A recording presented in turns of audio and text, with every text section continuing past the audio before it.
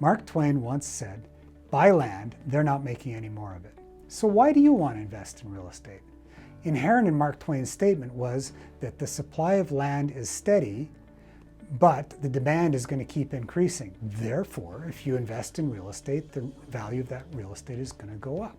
But that's not always the case.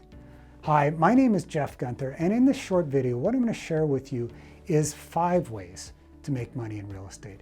You know, you can get by with 1 or 2 or maybe 3, but most experienced investors that want to build long-term stable portfolios are going to make sure that on every deal they at least try to have all 5. If you'd like to know what those are, stick with me and let's get at it. Number 1, we want to find properties that are below market value, that we can acquire below market value.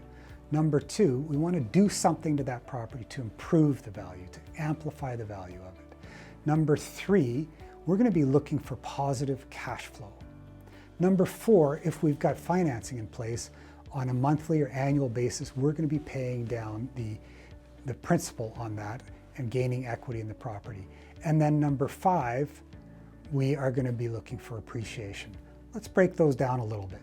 First of all, if you own a property, if you own even the home that you live in, you might benefit from some of those and you don't need all of them. But if you were able to buy that property that you're in or that you own for say 10 or 20% less than it would sell for, you've made money at the front end. And you may have heard that experienced investors will always make their money on real estate investment going in, and the rest is a bonus for them. The second thing is improvement. So there are a number of ways to improve a property. One might be renovation, another might be repositioning it, another way might be changing the type of tenant. You want to find some way to give yourself an advantage, even if you've purchased below market value, to bring that value up to or above the value right at the get-go. Number 3, and this is something that if you're going to own more than one property, you need to absolutely have, is positive cash flow. That's income coming in every month.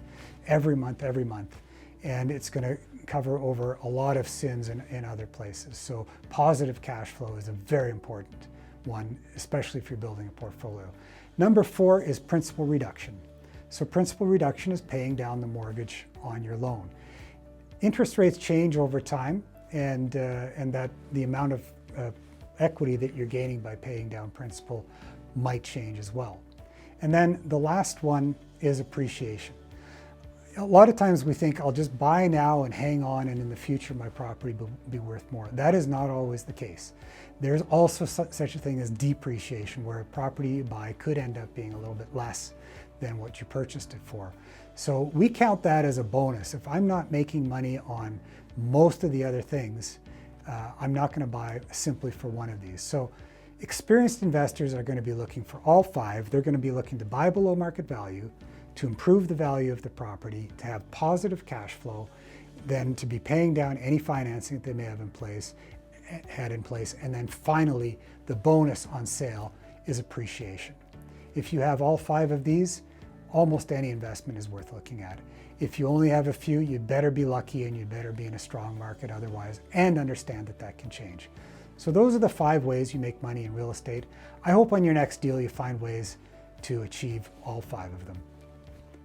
Why don't you scroll down, leave a message, and let me know how you've benefited in the past, or if there's one of the 5 that you'd like to know more about, let me know that, and I'll share with you in a future video how we can help.